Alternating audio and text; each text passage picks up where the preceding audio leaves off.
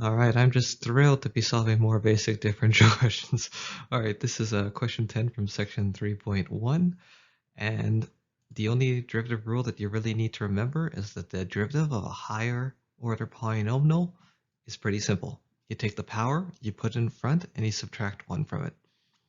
However, this one's a little bit special case because you have a derivative in the a fraction in the second term.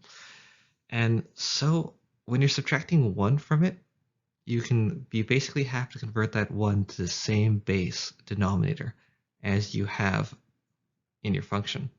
So in this case, instead of subtracting 1, we're subtracting 2 over 2. So the first step is to identify what we have. So we have a higher order polynomial. We take that -5 and we move it in front and we subtract 1 from it. So we get -5z to the power of -6. That's our first term. For the second term, we have the derivative of a polynomial with a fraction. So basically, I'm going to move the -1/2 in front. And of course, negative times a negative is a positive, so you end up with a +1/2, and then I'm going to try to subtract 1 from the power. Now, subtracting 1 is the same as subtracting 2 over 2, and if you have -1/2 minus 2 over 2, you end up with -3 over 2. So you just simply have 1/2 z to -3 over 2. That simple. Thanks for watching.